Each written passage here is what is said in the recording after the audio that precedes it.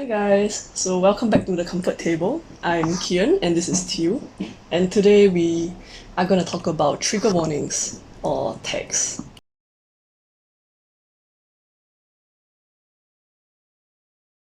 So I think yeah, okay, maybe let's just start by saying what spurred this. Yeah. Right. So trigger warnings or tags as they are called, not hashtags but tags, are basically warnings that you give people in media, often fanfics, Art, I or guess.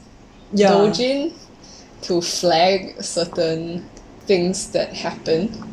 yes. So for example, things like major character death or violence or blood or I'm stating the ones that are more like trigger warnings, but there could be like just regular text. It could just be like fluff slash comfort, fluff or like hurt slash comfort, Or like soul male, soul female group.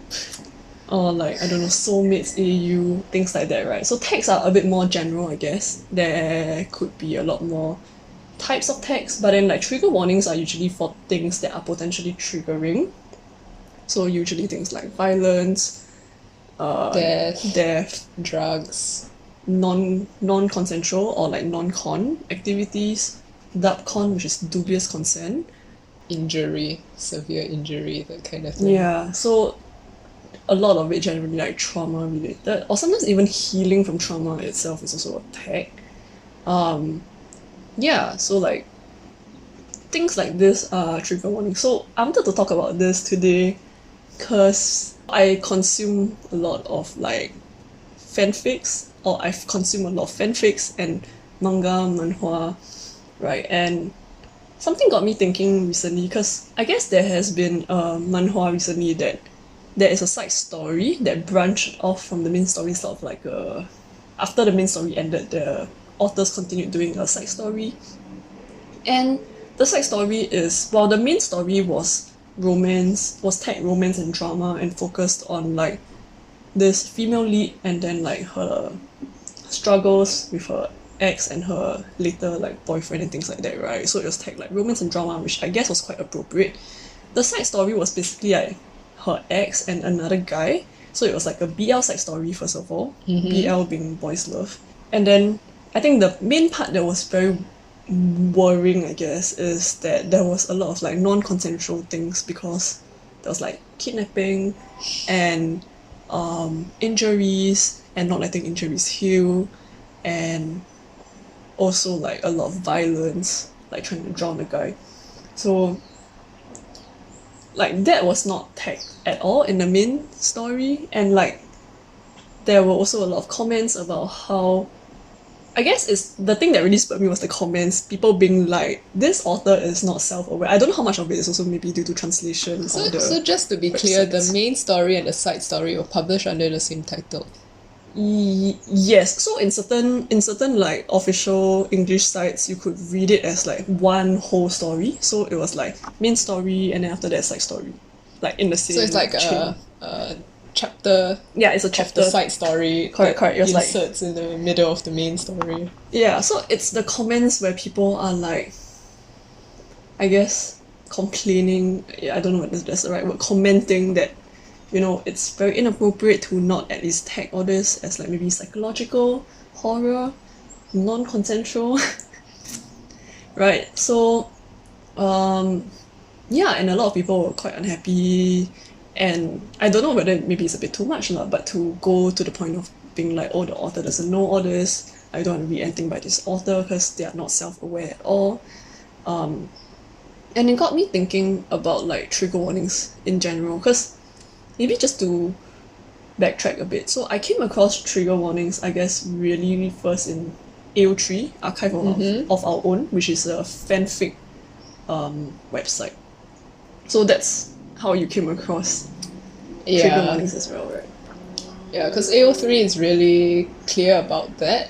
You, as the author, you can choose to put certain ratings on your works. Yeah.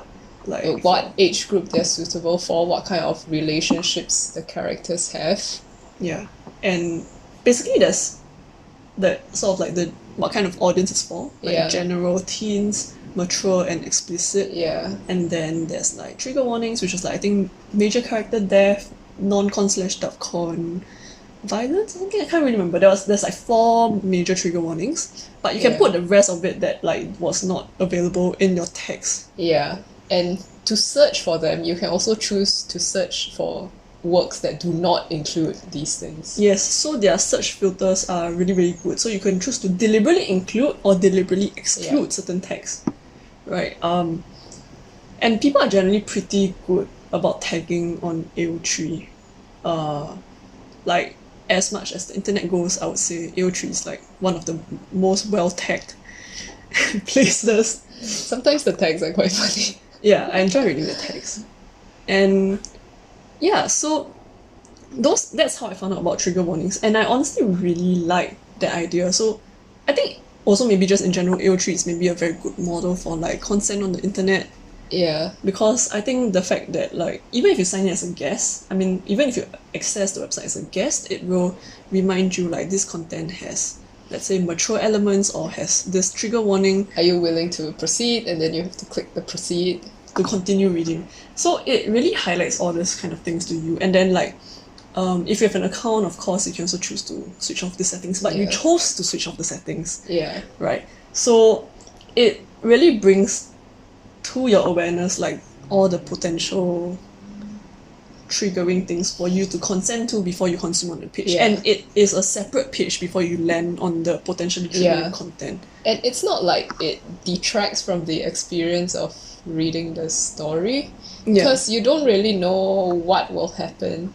You just, for example, it's like if you buy a fantasy story, sure, you know it's about there's gonna be magic, you know, but you don't know what's gonna happen, right? So it's still worth reading. So like I guess people who think that tagging, It's like spoiler excessive tagging, I guess, is spoilery. yeah, I don't agree with that. I think I don't it's, agree with it's, that It's a either. good practice, so your readers go in It's- with like eyes wide It's open. possible to tag without it being a spoiler, and then I think there are also authors who are maybe a bit more worried or concerned, and then sometimes they would put the spoiler text at the end so that if you are a very concerned reader, you can choose to spoiler yourself a bit for the benefit of knowing what the more potentially triggering events in the story could be, right? So I feel like that is like an added level of awareness, but like I feel like just general tagging is good enough. So like having a fic tag non-con or dubcon or violence or death doesn't tell you what exactly happens, you know. It tells you the general gist of what may happen, but Not exactly how it happens. so I don't think it's spoilers. Yeah. Even major character death, I don't think is spoilers, because there's hopefully more than one major character in your story. I would hope so. Yeah, so that's the background of like tags and how we come across them, right? and trigger warnings. But I contrast, I guess it brought to mind another thing that I also considered. So I watched like Lovely Law's video. She's a Lolita channel, and she was talking a bit about how like the Lolita tag on Instagram is a bit problematic, in the sense that it's better to tag Lolita fashion, because if you just search for Lolita, you will potentially get not safe for work things from people with maybe like lolicon Fetishes. Yeah, so of course when she browses, she goes through Lolita fashion, but she was also sharing how the idea of it being like, don't tag your fetishes or kinks as safe for work, or you should tag not safe for work things as not safe for work, right? And not try to mask it under some other hashtags. And it got me thinking actually, because Instagram doesn't have kind of like a landing page for the way AO3 does to ask for your consent. That kinda is like when you scroll and then like they will mosaic out the photo and say like, oh, this is potentially mature content, then you need to like tap to view it. Oh, okay, I guess maybe I disabled that setting. Oh. But I guess it is...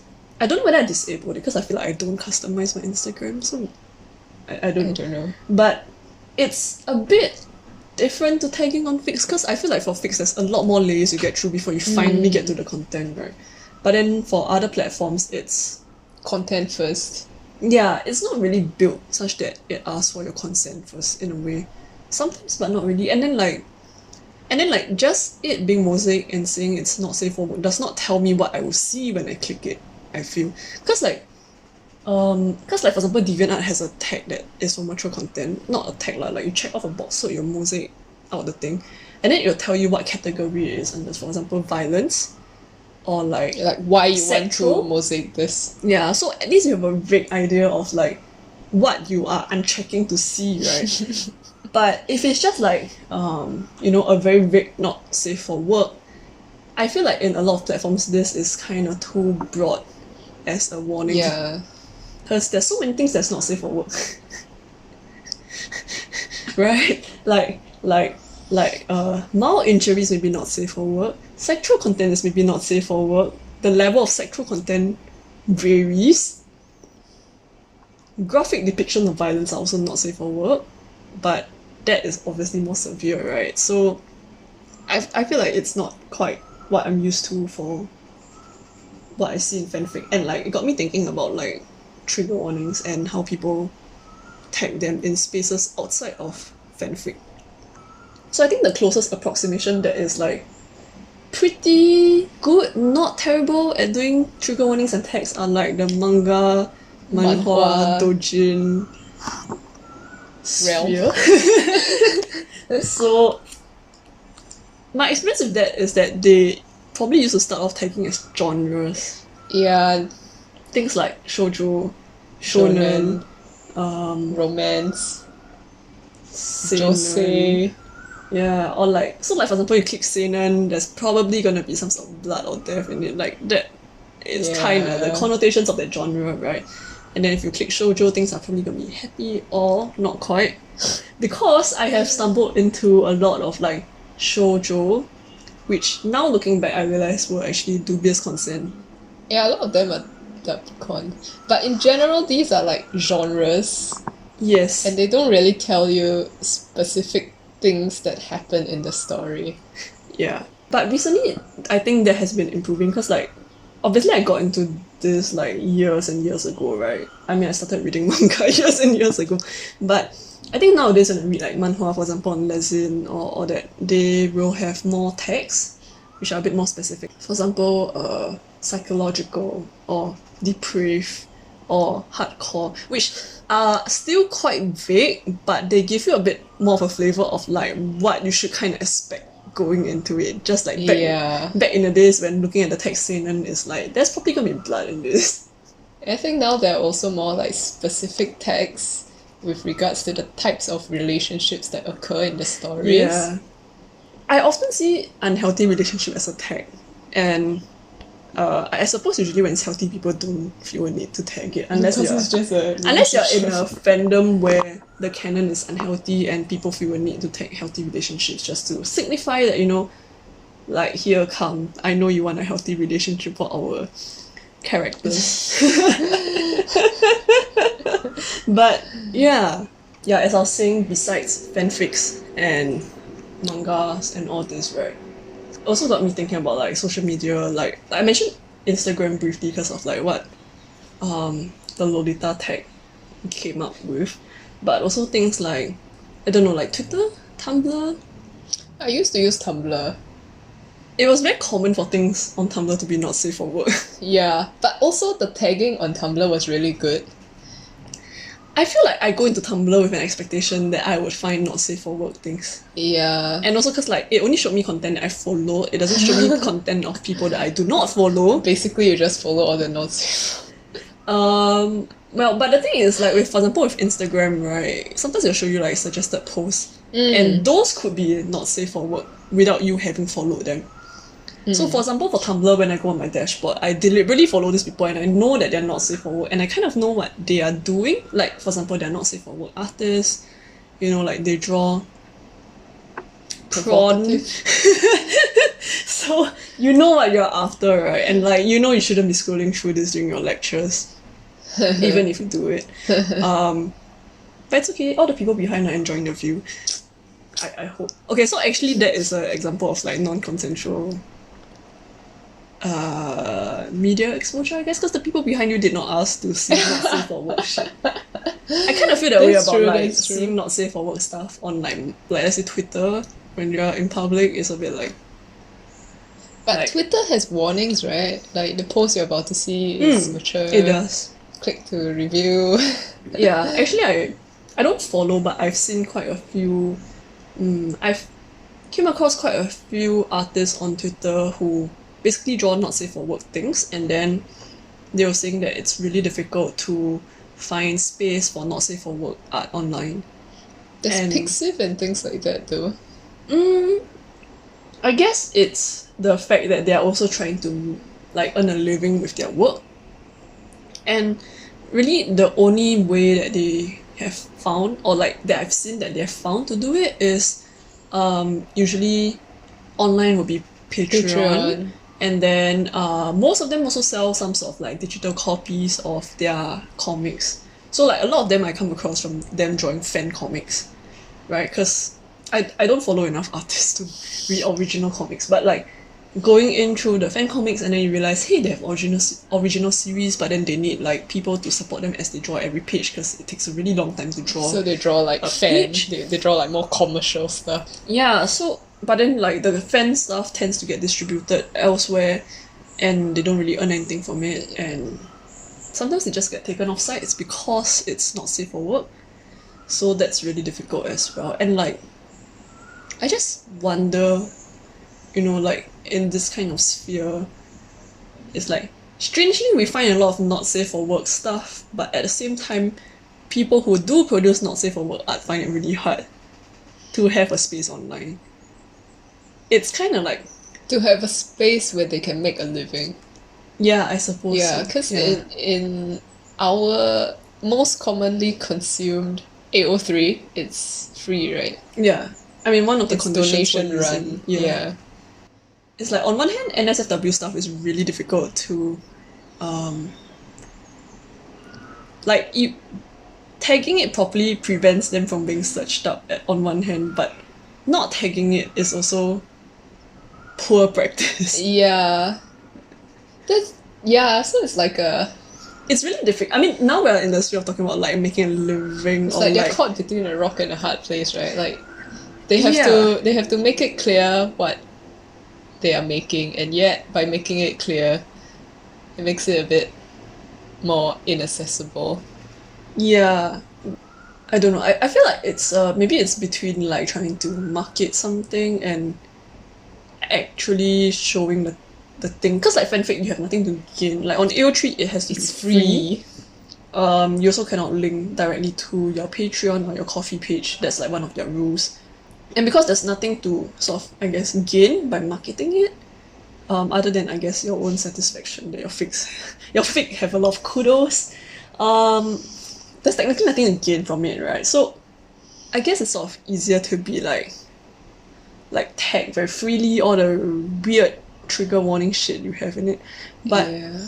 it's a bit of like, I guess it's a bit more difficult as well. And also sometimes, right, I feel like Twitter, whenever I do follow the artists who do not safe for work stuff, but then it's kind of like, sometimes on Twitter, I don't know, they'll take it as not safe for work, but I don't know what I'm gonna click on when I see it as well. You just know it's not safe, but why is it not safe? I don't know, right? So it's a bit like, I don't know what's the conclusion for this. I just feel like as a consumer, as a reader, It would be better if there was like a I like text. I like space and platform for such creative consensually expressions. consuming content that I am aware of, that are properly tagged. But perhaps the NSFW media industry is not very well, I guess, regulated. Maybe I feel like unlike like we're not talking about real life. We're talking about like 2D. and like I guess a lot of media, like a lot of like writings, drawings. So like generally created as a hobby. I feel like it's all fictional. Yeah. So like nothing incredibly terrible was harmed in the making of this. Right? Yeah. And it being tagged kind of gives me a reassurance as a reader that whoever I'm consuming this content from is aware that they are doing all these things. Like I think one of my discomforts is going into a story that has a lot of like dark themes and feeling like the author has them as a king, which is fine, but is not aware of the negative implications that it could have. Because as I'm sure a lot of people on the internet are aware, teenagers stumble into a lot of this not safe for workplaces. On the internet. I mean, I have. So I have. so I feel like as a teen, me having read a lot of questionable Content. BL, it's like it would have been nice to have some trigger warning. Yeah, about what you're gonna get into. like even at that point, which is like 10 years ago, right? Things on like fanfic.net would be like lemon or you know, The pairing name. yeah, the pairing name, and then or it will be like some people obviously got harassed about it a lot, so they'll be like lemon, boys love, yaoi, do not read if you do not like this, in all caps. But like, you know, it's like yeah, as a reader I know what I'm getting into as I'm reading it, right? But beyond that, you don't really know what's potentially. But I didn't even have at least that for like a lot of the yaoi manga I used to consume, right? So it would just be tagged yaoi or BL, Which is a genre. but not like, let's say, whether it is a toxic relationship or that there was a lot of non-consensual elements. And it's a bit, I guess, uncomfortable to think that I was exposed, or I was exposing myself to such content without being aware that this were not Without giving your awareness. consent to be exposed to such and without contentious the content. awareness that such content is also unhealthy or toxic. Yeah. Because I feel like the part that's missing is the meta, the awareness that I as a writer, or I as a mangaka, or I as a reader know that this piece of media is potentially questionable or morally dubious, right? Which is not to say that such media should not exist. I feel like I've said before, I think fiction is a safe space to explore this kind of things. It's better to explore in fiction. But you should be aware of what you're trying to explore, right? Yeah, but on the other hand, I also wonder whether, you know, it takes a learning curve to figure out that, like, to have that meta awareness that what you're creating or what you're consuming. I guess it puts the burden on the creator to be aware that what they're putting out. Yeah, like, does the creator necessarily have to be aware? I feel like maybe the answer is no, but as a reader, I feel more assured when my creator is very aware. Woke, I guess, is probably the word. Like, for example, killing stalking. Yeah. I felt quite comfortable reading it, which, although that's maybe a strange word if you know what it is. But the author has written in her author's notes that, like, the reason why it's called killing stalking is because she wanted the ing, the continuous form, because that is their nature and that is how they continued to be throughout the whole story. I'm trying not to like give too much spoilers, but basically that is what happens, and she is fully aware that, like, maybe not fully aware, but she's definitely aware on some levels that what they're doing is morally questionable, to put it mildly. And it's not that she condones it, right, just because she writes it. It's maybe an exploration of this. I feel like that is what I like in fiction. Like, exploration of things that are maybe not that are morally questionable, but, you know, you don't get to an answer unless you question it, right? So, like, I feel like fiction and media and all this are safe spaces to question these things. Yeah, right? and like on the same level of degeneracy, the redo of healer author is also like fully aware Yes. that he is putting in all possible degenerate tropes. I enjoyed watching that interview that Joey did with him, although I did not read. I did not read. Out of curiosity, I watched it uncensored. And yes, it really is every possible imaginable. Right. Like, but there's some reassurance in knowing that the person who created it did it knowingly and with self-awareness. Yeah, like he knows that this is what people want. Yeah, I feel like because I'm both like a reader and also somebody who has written, I feel like placing the burden of tagging and being aware on the writer is a bit too much, because everybody grows, right? So obviously you probably start from a place where you are not aware, but not tagging is also a bit like offensive as a reader. Yeah, like if somebody comments that perhaps you should tag it as such. Oh, I would definitely tag it. Yeah. But usually I've not gotten. Or like as a creator, perhaps if you read other creators' work and you realize that there's certain tags that perhaps were applicable to things you have created in the past, but didn't know that that tag was something that could be put into words. I would also go back and tag it. Yeah. So like there was one time where I actually, like, there was a lot of levels of, I guess that was the author's own meta awareness of what they were doing. So like there was this author that did fanfics on AO3, and then like on Twitter she mentioned that she wrote something that was really degenerate, and then like only people who really want to know, she gave a brief description of what kind of AU it was, and then she was like, only people who really want to know can message me and I'll send you a link to the Google Drive, then you can read it, download and read it. So it was, and like, I was curious. It was so degenerate it couldn't even be published on AO3. No, she didn't want it to be tied to her name. Okay. So I was curious, right, because I like her stuff, so I went to click on it. I went to message her about it and I went to read it, and after that I was kind of appalled. And then I was like, but I did get myself into it by asking for the link and reading it, right? But it wasn't tagged fully in the PDF that I had. Okay. But so it was a bit strange, but it's kind of like, I guess this is a good time to bring up Did Dove Do Not Eat. So if I guess you have to be in the fanfic sphere for a while or have to be in certain fandoms to know this, but because Teal didn't know this until I mentioned it to her today. Yeah. There is a tag called Did Dove Do Not Eat. Because I tend to stay away from the unhappy, unhealthy side of fanfics. Yeah.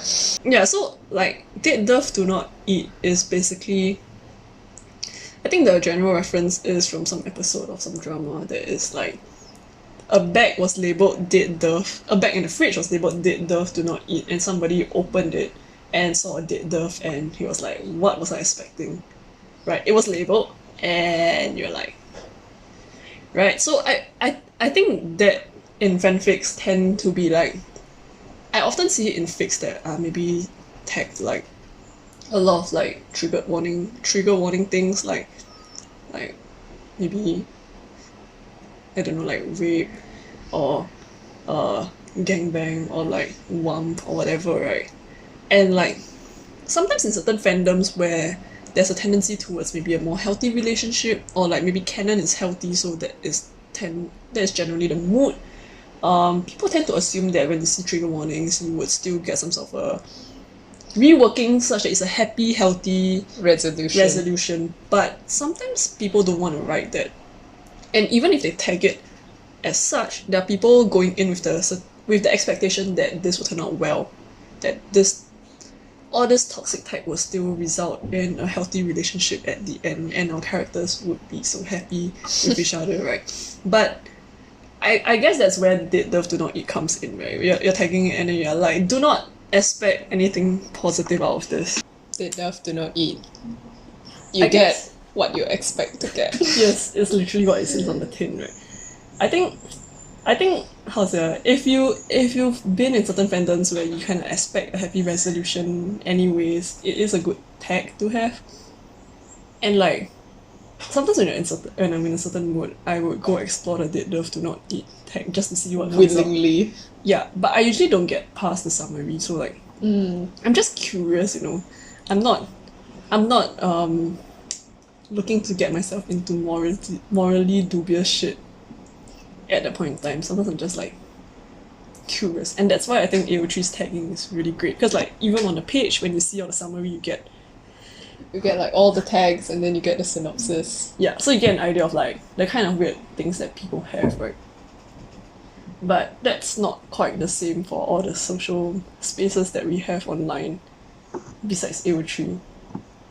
And yeah, I'm not sure whether it's necessary really for all the social media spaces to have it, but because there's also like different levels of content, different, I guess, depths.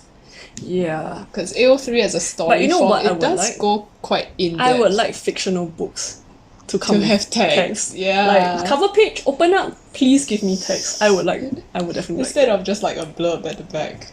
Yeah. So anyway, that's been our foray into trigger warnings, and I don't know, I find it quite fun to talk about actually. I don't know what you think about this and whether we've revealed more about degeneracy. Maybe more will be revealed in future videos. Anyway, that's all for today. Thanks for watching. Bye. Bye.